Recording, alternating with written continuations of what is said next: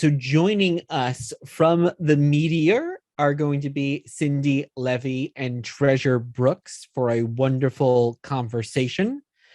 And Cindi Leivi is a journalist, media leader, and co-founder of The Meteor, a feminist media collective that launched in 2021. A cultural critic who appears frequently on TV and live events. She is a senior fellow at the University of Southern California's Annenberg Center, the former editor-in-chief of both Glamour and Self magazines, and the force behind the barrier-breaking initiatives like Glamour Woman of the Year and the Girl Project, and the author or producer of numerous books, including the 2018 New York Times bestseller, Together We Rise, which I have, and about the making of the Women's March. And of course, also Cindi has many awards and honors, including recognition from the White House and United Nations, as well as an Emmy and multiple national magazine awards. So Cindi, we are honored that you're joining us here today. And in conversation with Cindi is going to be Treasure Brooks, an activist, cultural critic, and film student at Harvard University. Her work includes opinion writing, multimedia art, and political organizing. She is a co-founder and former multimedia editor of The Meteor.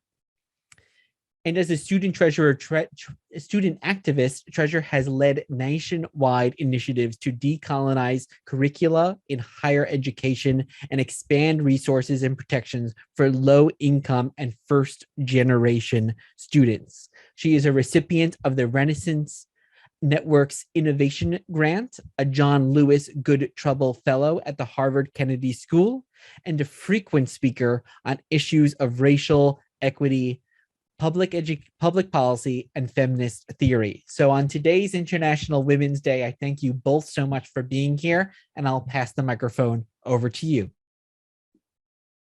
Thank you so much, Rob. Thank you, Rob, and happy International Women's Day, everybody. So welcome to the Diversity Reboot, Cindi. I'm so excited to be in conversation with you here today. Same. Okay, so we have a lot to cover, so let's just jump right in. As Rob mentioned, you and I know each other through our work at The Meteor. For those of us listening, can you tell us a bit about what The Meteor is, how it got started, and why it's so important?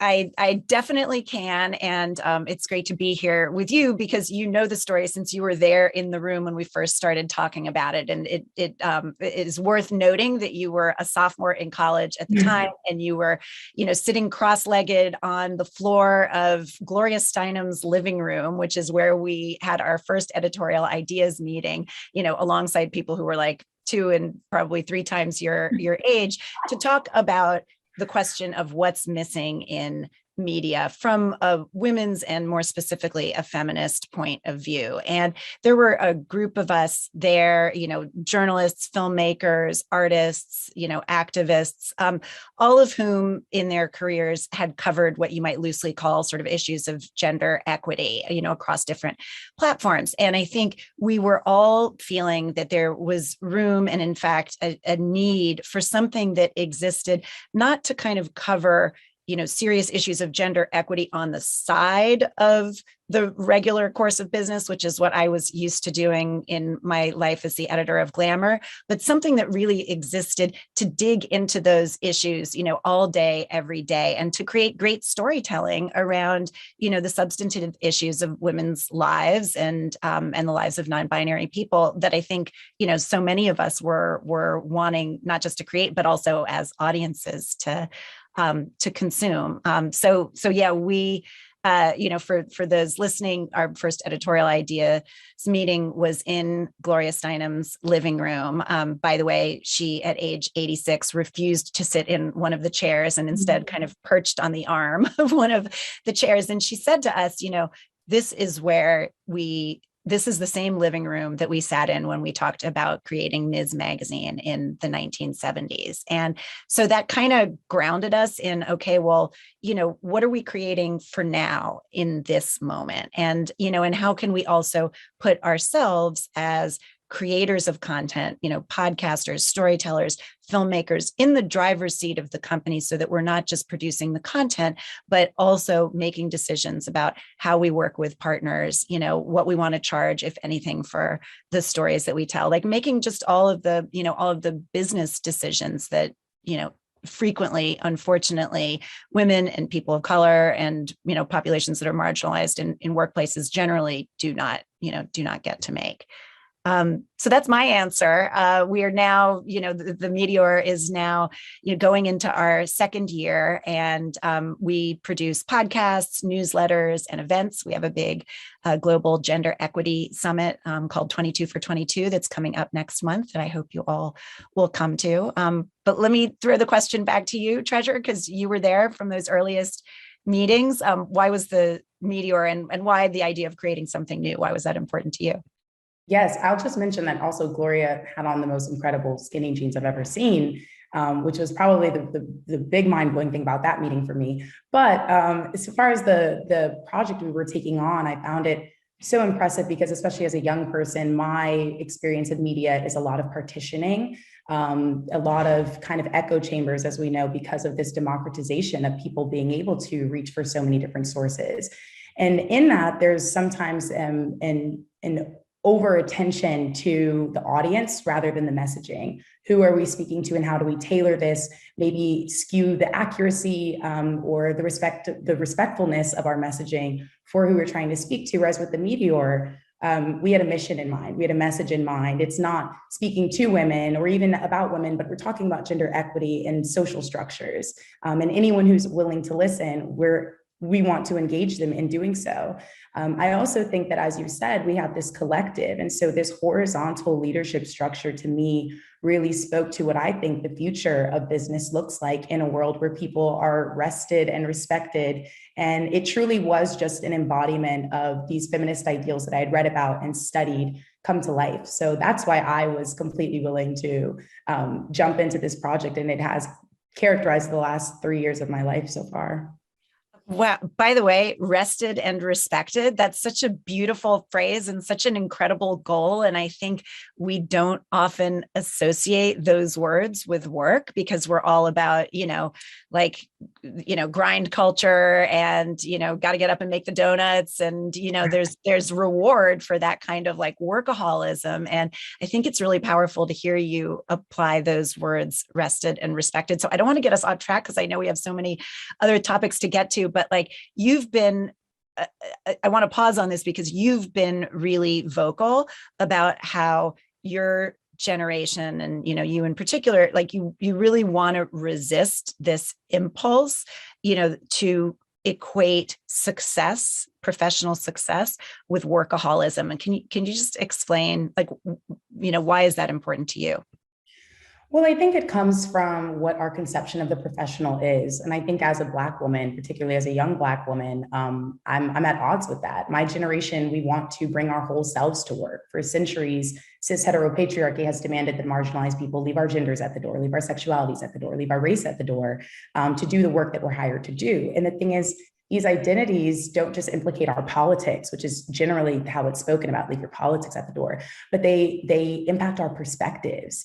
And we've seen in the vast diversification across industries and opinions and aesthetics and leadership that the nuances in our experiences and who we are, they enrich the work that we do. So I don't think my generation is particularly stubborn as people think, or we're just quitting and we just want to sleep all the time and we don't want to pay our dues. I think that we know that we are our best when we rest and when there is ample space for us to express the histories that we've come into. Mm-hmm. Rested and respected. Okay, I'm fully needle pointing that on a pillow as soon as this panel is done. Thank you for that. Thank you for indulging me in that little tangent because I just think it's powerful. And it's very, by the way, different from how my generation was taught to think about success. I mean, it was really like go, go, go, and then go some more. And if you complain about that or you dare to think that maybe that's not the way you want to live your life, well, then great, you've kind of opted out of success. And that's, I think it's incredibly refreshing and necessary, the way that so many people are pushing back against that now. Yeah, I mean, that makes me curious to know, you created the Meteor because you saw a need for more feminist perspectives in journalism, but what was the state of gender equity in the industry overall? Like what were you seeing that made you feel as though this needed to exist? Well, this is one thing that I think is so interesting. And I know, some of the other panelists during Power to Fly have talked about gender equity in media. Everybody thinks that the media is so progressive, right? That's the conventional wisdom about the media, that, not only is, everybody like all the way to the left, but that our policies are, being controlled by this sort of like woke mob. And that could not be further from the truth. And in fact, if you look at, and many, many studies over, the last decade have been done, including a really big one from the Gates Foundation, just I think about a year and a half ago. If you look at the state of global media, it lags behind most other global industries in terms of representation of women in newsroom leadership, media company leadership, media company ownership when companies are privately owned. And, of course, if you then look at the representation of women of color or women with disabilities, in those groups, it's even lower. But, by and large, this is not a situation. And this is one of the things that the 2021 study that I was alluding to discovered. This is not a situation that's getting better. Like that's the other thing. There have been some incremental changes in some newsrooms, particularly in the United States since 2020. But like, if you look at the news industry in general, the leadership roles for women have essentially plateaued. And that has a trickle down effect on everything. It affects, what kinds of stories get chosen, where resources get put when resources are, stretched thin, which in the media, they always are. And so if you look at how women are represented as writers, as sources, as subjects of stories, it still lags behind. I mean, there was a study that came, once I started going down the media data rabbit hole, like there's a lot of it and it's really compelling. And some of it shocks even me. Last year, the Women's Media Center did a study of who appeared on Sunday talk shows and found that it was overwhelmingly white men, even when the issues were things like abortion policy or police violence. Like, it is astonishing that this is in the year 2021. This is not, 10 years ago or anything. So anyway, I think, what you're seeing over the last couple of years, and certainly it's part of what led us to start the Meteor, but I see it with a lot of other news organizations too, is that, women and people of color are increasingly leaving to do their own thing, that there is this sense of, listen, we understand how to talk to our communities. We believe in our own leadership. And so you see, Emily Ramshaw leaving the Texas Tribune to start the 19th, Mitra Kalita leaving CNN to start URL Media, which supports Black and Brown news organizations across the United States and even globally. Lauren Williams, who was the editor of Vox, leaving to start Capital B, which just launched, which is focusing on Black local news. I think it's really exciting. It's a great trend. It's a very micro trend in the, scheme of things, but, it absolutely needs to happen. But I think the main thing I just want people to understand is like that idea that, the media is also woke and progressive. It ain't so. That's my perspective. So you just spoke about the media industry broadly, but I want to zoom into your particular experience. You were at the helm of two wildly successful publications with Condé Nast. And as a woman executive, I'm sure you had this aerial view of how policy shaped company culture. Could you tell me a bit about how you navigated the policy issues impacting equity, and specifically as a woman leader that was, having a family at the same time? Yeah, I had two when I was at Glamour. I had both of my kids at Glamour, not physically in the office. Sorry, that sentence came out wrong. Sometimes it felt like that, but I had them both, and it was an interesting learning curve for me because I've always considered myself a feminist, but I absolutely sort of had blind spots around, things, the impact of things like, childcare policy or, mandated family leave, paid family leave, which of course, I'm sure lots of folks on this call, know how far behind the US lags on those issues. We're one of only 7 countries in the world that does not offer any paid maternity leave. And, listen, for myself, I was, lucky enough to be, making a good salary, able to afford, someone who would help care for my child when I went back to work. So I felt I had it, better than a lot of people. But I complained, like so many women do, about, the relatively low, number of weeks that I could take off after I'd had my babies. And, I told my war stories about schlepping my breast pump around and trying to, keep up with the endless string of, advertiser meetings and events and lunches and, all business travel and all of those things while caring for two small children. But I never did and I'm, not proud of this at all. I never did the very simple and obvious thing of actually going to my bosses and saying, listen, I, run one of your most successful revenue producing properties, like, let's do better. And it was interesting to me to watch kind of the next generation of women leaders who came up in the company after me. And I'm thinking in particular of a woman who was running a division of engineers. This is probably about 5 years ago or so, who was fielding a lot of, concerns from people on her team who were either thinking about having children or had children and, wanted to take more time off. And so she, got them all to write letters and went to the C-suite and asked them to improve things, and things did improve. And I'm not saying that that's an answer that is replicable for everybody. We need, this shouldn't just be on companies. This needs to be on our government to, to support anybody who wants to have a family and the, ability to do so, and support people who need to care for family members. That all should be federally mandated, in my opinion. But it was a step that, like, I had actually not taken. And I, that was like humbling for me to realize that I hadn't used my platform in the way that I could have. And, I called her immediately when I heard about this and said, like, that's amazing. And I'm mortified that I didn't do that. But anyway, I guess that's just an example of how my own thinking has really evolved about, the things that we should advocate for and in the workplace and, more broadly in our culture. Yeah, and this broader cultural shift, I mean, there's a number of things we can attribute it to. I mean, you were in the workplace when Me Too and Time's Up, and also you had a direct involvement in the Women's March coming into the scene. Today, 21 million more people in the US identify as feminists than just 2 years ago. So what do you think this gradual shift is moving toward? What's your forecast for gender equity in the workplace?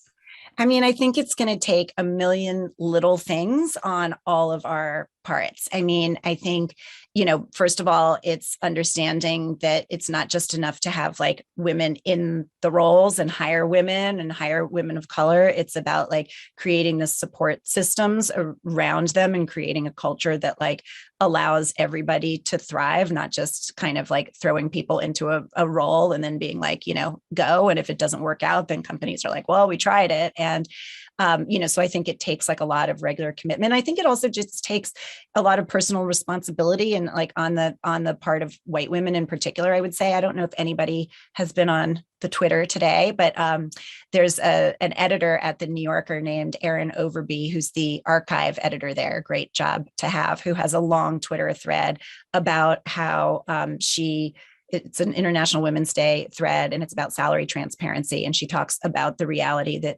she was getting paid 2/3 of what her male predecessor had been paid, and then, got a raise that brought it up to, she was getting 3/4 of what he had been paid. And, it's the kind of thing that's like typically not considered polite to talk about, but she was being open about it. And partly because she felt like, she had a really good job. And also as a white woman had the awareness that, the pay gap for her was probably much less than it was, some of her, her peers of color. And so she talked about just the responsibility, if we want to close the pay equity gap, of like talking about our salaries, sharing these stories. And also she interestingly called on men to start advocating for the women who they work alongside, because she's like, these guys know that there's a disparity. They know it exists, and they should step up and do something about it. And I thought that was, anyway, it's an interesting thread. And to your bigger question of like,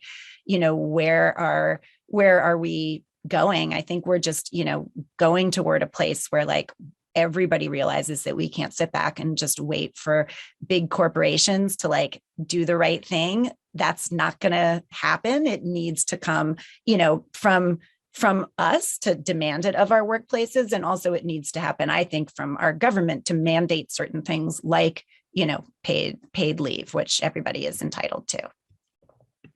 I want to jump to a question from the audience because I'm also very curious myself. Someone is asking, what are the ways to get into the news industry and make a career in it? And is there any framework? But I'm going to add a little twist.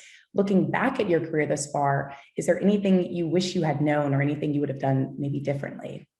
I probably have the counterintuitive answer to what that person is asking, because I would have taken more time off or any time off between college and working. I like jumped right into it. I kind of couldn't wait. And I didn't really understand that, like, then you just keep working and working. And so I think I probably would have like taken a little more time to kind of explore. But for whatever reason I didn't. In terms of like how to get into the news industry, I mean, obviously you can choose to major in journalism or choose, if it's an option to you, to go to journalism school. I don't think it's necessary, but I certainly think it can be helpful, particularly if there are specific skills that you want to get that you don't already have, whether that's like really understanding how to master audio journalism or podcasting, or, really pick up some like serious video skills. I think the most important thing you can have is some kind of work experience in news or media. And that can be, if you're in college, and Treasure, you should speak to this. Like if you're in college, that can be working at a, campus publication, or it can be doing something in the summer. But I just, genuinely, like as an employer, I think I'm just always looking for people who have some kind of work experience, as opposed to just having studied something in a classroom. And, I think if you have multiple jobs to choose from, which is a great position to be in, I think looking for places where you're going to be working for somebody who like actually, wants to take the time to mentor you, which is not just about the will to do it. It's also just about the time to do it, because everybody in news and media is just stretched so thin all the time. So I think, finding somebody who is willing to actually like sit down with you and, here's why this story works. Here's why this story doesn't, like, let's watch this tape together and talk about it. Like those kinds of things is not just sort of about being a nice person. It's just who has the time and inclination in their day. But I want you to answer this question too, Treasure. What would you say to that person who wants to know how to get into news or media, given that, you did it and managed to be sitting on Gloria's floor at age 19? I would just second, especially your last point about mentorship. And it really is so much about bandwidth, but I also think it's about knowledge of self, getting really clear on what your communication style is, on what you're passionate about, because it is such an investment on someone else's time, someone who's more senior than you, who has more responsibilities than you, carving out a space for you in their life. So you should be very clear that it's a commitment you're wanting to make, and that the opportunities will be fruitful for you. And at a young age, specifically being a college age student, that's a difficult decision to make, because there's so many things that we want to explore and know. I, oddly enough, kind of had multiple lives before coming and converging with you, Cindi. I was really deep into student organizing spaces. I was very invested in public policy, working at the Public Defender's Office in Baltimore City's felony division. I was a dancer, a classical dancer, and I knew that media for me felt like the earliest point of intervention to reaching the masses and shifting culture. And so I was really determined, got my own passion project that ended up, connecting me with you. But mentorship, I think, is really an integral facet of our feminist futures. Like you said, so many marginalized people, especially, are put into positions in which they're kind of set up to fail. And so being able to create these networks of support has been tremendously helpful to me in emerging into the media industry. But then also, I think across industries more broadly, these are the types of supports that are going to be necessary as we bring people that have been traditionally not offered opportunity. And I to this idea of personal responsibility, you mentioned a bit earlier, this idea of men and pay equity and intervening there. But what other personal responsibilities should people in privileged positions be taking on?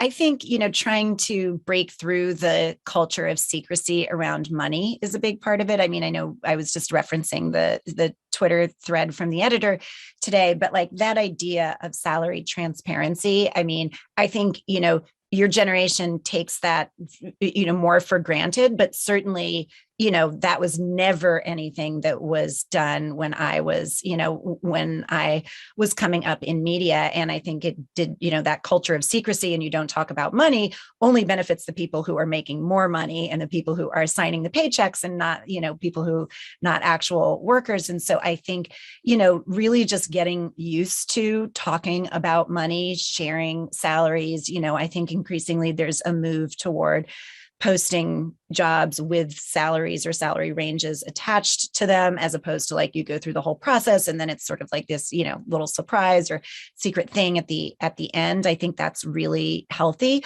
Obviously, that's not just about personal responsibility, that's about policy too, because, breaking through like those old laws that said that you're actually not allowed to share your salary, which is like a bonkers law, but those were real regulations. But it's not just about personal responsibility, but I think just like getting in the habit of that is really good and healthy, and I think also helps break through this idea that like somehow your salary is like a measure of your worth, and that if you're getting underpaid, you don't want to admit that because it's, somehow a referendum on you.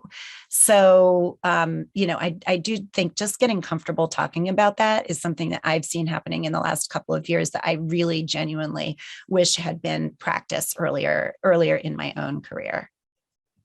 And what about you? What are some of the little like habits of personal responsibility that you want to leave folks with?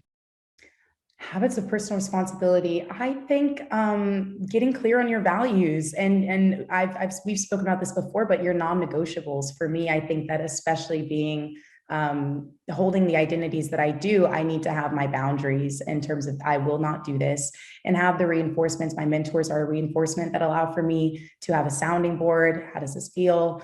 I think also when I enter into a space and I recognize that maybe I'm the only person like me, I should say something. First of all, it's our personal responsibilities, which Toni Morrison would absolutely agree with me on that. But I also think it's a compromising position for me to place myself in, to be the only person holding my identity. And that's not a burden or an honor. It's something that has to do with, like we're saying, equity. And it's not the future I guess I want to be complicit in. Ooh, I love that. Not the future you want to be complicit in. That's beautiful and powerful. We have time for one last quick question. And it's a little bit tricky. So if it violates any sort of NDAs you signed, Cindi, feel free to pass up. But someone wants to know from the audience about a time you had to comply with a policy that you did not agree with. And this goes back to this idea of our non-negotiables, our North Star. What do you do in these scenarios? Yeah, I mean, I think I probably alluded to it when I was talking about the sort of family leave before, where I just kind of like accepted a situation that, for so many people was and continues to be unacceptable. So that is an example of a situation like that. And I'm sure there are a lot more.